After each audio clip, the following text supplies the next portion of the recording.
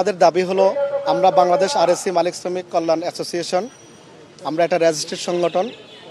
বাংলাদেশে air condition সেক্টরে technician এবং মালিক এই দুপক্ষের কোনো লাইসেন্সধারী কোনো সংগঠন নাই, আমরাই একমাত্র সংগঠন। ইতিপূর্বে যে সংগঠন বাংলাদেশ আরএসসি এই সেক্টরটাকে নিয়ন্ত্রণ করত, সেই সেক্টরটার নাম হলো ব্রাহ্মা।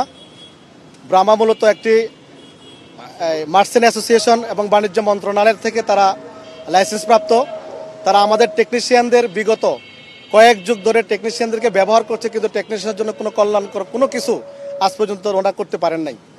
ওনারা যদি করে থাকেন তাহলে আমাদেরকে বলবেন, জবাব দিবেন যে আমরা টেকনিশিয়ানের জন্য এই জিনিস করেছি। আমার জানা মতে পরিবেশ অধিদপ্তর থেকে একটা ট্রেনিং দেওয়া হয় প্রতি বছরে, যা ইউএনডিপি কর্তৃক অর্থায়ন থেকে বিশ্বের বিভিন্ন জায়গা থেকে অর্থায়ন করা হয়।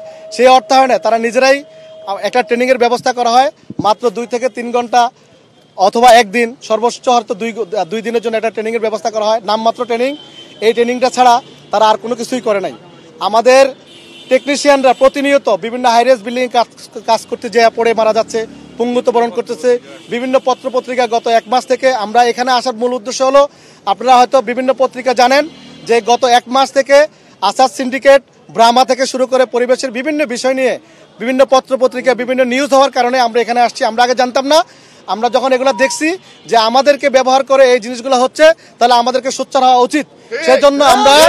সেজন্য আমরা সমস্ত টেকনিশিয়ানরা আমাদের ন্যায্য দাবি আদায় করার জন্য আমরা আজকে পরিবেশ অধিদপ্তরে এখানে এসেছি। আমরা কেন পরিবেশে আসলাম প্রশ্ন হতে পারে, বিভিন্ন সেক্টর আছে, আমরা পরিবেশে কেন আসলাম? আমাদের এই সেক্টরে যারা বিজনেস করেন, যারা উৎপাদনকারী প্রতিষ্ঠান, যারা ইম্পোর্টার, বিভিন্ন যারা আছেন, তারা লাইসেন্স নিতে হলে পরিবেশ অধিদপ্তর লাইসেন্স নিতে হয়। সুতরাং পরিবেশ অধিদপ্তর পারে এই সেক্টরটাকে সুন্দরভাবে সাজাতে। পরিবেশ অধিদপ্তর যদি ঠিক মতো মনিটরিং করে, যারা ইম্পোর্ট করছেন, যারা উৎপাদনকারী প্রতিষ্ঠান আছেন, তারা কিভাবে উৎপাদন করতেছেন, তারা গ্যাসের কি মূল্য আছে, গ্যাস কত টাকা দিয়ে কেনা হয়েছে, কত টাকা বিক্রি করতেছেন, এই জিনিসগুলো যদি প্রতি মাসে যদি ওনারা মনিটরিং করতেন, তাহলে আজকে এই সিচুয়েশন তৈরি হইতো না। আমরা এই পরিবেশ অধিদপ্তরের মাননীয় মহাপরিচালক যিনি আছেন, আমরা মহাপরিচালক থেকে শুরু করে এই দপ্তরের মন্ত্রণালয়ের যিনি প্রধান আছেন এবং বর্তমান প্রধান উপদেষ্টা সহ আমরা এর সাথে যারা সংযুক্ত আছেন প্রত্যেককে আমরা জানিয়ে দিতে চাই যে পরিবেশ অধিদপ্তর যদি চায় আমাদের এই সেক্টরকে 80% ওরা উন্নতি করে দিতে পারে। আমরা পরিবেশ অধিদপ্তরের মাধ্যমে জানতে চাই যে প্রত্যেকটা প্রোডাক্ট ওয়েট টেস্ট করে আবার মানুষের ঘরে লাগানো হয় কিনা সেটা দেখতে হবে। তা না হলে বাংলাদেশের প্রতিটি নাগরিকের ঘরে ঘরে এক একটা অ্যাটম বোমা রাখা হয়েছে। যদি আপনারা পরীক্ষা না করেন, প্রত্যেকটি মানুষ এই এসি দুর্ঘটনাজনিত কারণে তার পরিবারকে হারাইতে পারে, তার মূল্যবান জিনিসপত্র হারিয়ে ফেলতে পারে।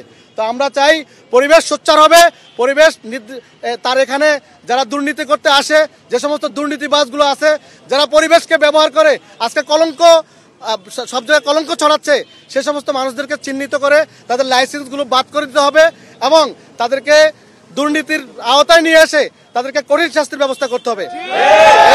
এছাড়াও আমরা আরও কি বলে অনলাইনের মাধ্যমে আপনাদের প্রিন্ট মিডিয়া বিভিন্ন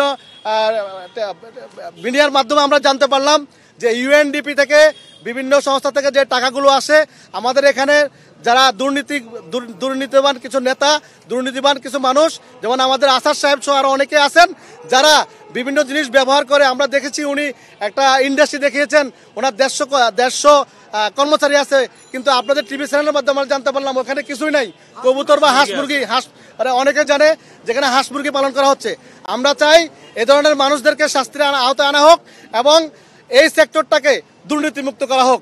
এছাড়াও আমরা আমাদের এই আরএসসি সেক্টরটাকে আমরা স্টেক হোল্ডার হিসাবে পরিবেশ অধিদপ্তরের কাছে আমরা স্মারকলিপি দিচ্ছি।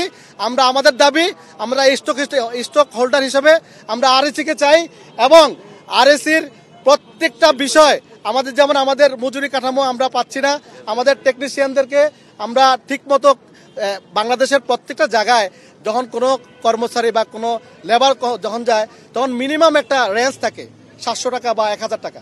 দুর্ভাগ্যের বিষয় হলো বাংলাদেশের আরএসসি টেকনিশিয়ানদের 200 টাকা দেওয়া হয়, অথচ তার ভাড়া যায় 400 থেকে 500 টাকা।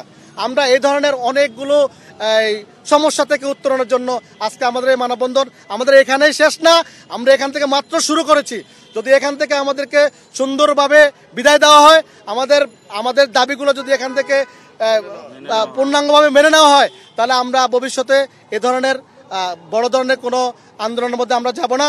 যদি আমাদেরকে এখান থেকে তাড়িয়ে দেওয়া হয় বা আমাদের যে যৌক্তিক দাবিগুলো আছে এগুলো যদি মেনে নেওয়া না হয়, তাহলে পরবর্তীতে আমরা সুদূর প্রসারী পরিকল্পনা নিয়ে বড় ধরনের আমরা আন্দোলনে নামতে পারি। কারণ আপনাদেরকে জানানো উচিত, বাংলাদেশে আমরা এই মুহূর্তে লক্ষ লক্ষ টেকনিশিয়ান আছি। আমরা বাংলাদেশের অর্থনৈতিক কাঠামোকে চাঙ্গা করে রাখছি, কারণ আমরা হাতে কাজ জানি, আমরা কোনো অকিছু না। আমরা আমাদের দক্ষ টেকনিশিয়ানের মাধ্যমে এদেশের অর্থনৈতিক চালিকা শক্তিতে আমরা অবদান করে রাখছি এবং আমাদের প্রতি বছর লক্ষ লক্ষ টেকনিশিয়ান আমরা কাজ শিখে বিদেশে পাঠাচ্ছি, সেখান থেকে রেমিটেন্স জানছে, অথচ কেউ জানে না, প্রিন্ট মিডিয়া জানে না, মানুষ জানে না, এদেশের মানুষ জানে না আমরা কি করতেছি।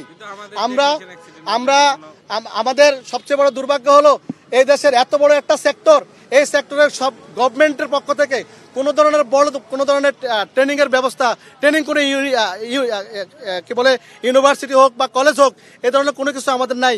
অথচ আমরা বাংলাদেশকে ট্যাকল দেওয়ার জন্য, ধরেন আপনি ফার্মাসিউটিক্যাল থেকে শুরু করে গড় থেকে শুরু করে সংসদ ভবন পর্যন্ত এমন কোনো সেক্টর নাই যেখানে ফ্রিজ এবং এয়ার কন্ডিশন নাই। আপনি এই ফ্রিজ এবং এয়ার কন্ডিশন ছাড়া একটা মানুষ 1 সেকেন্ডের জন্য চলতে পারে না।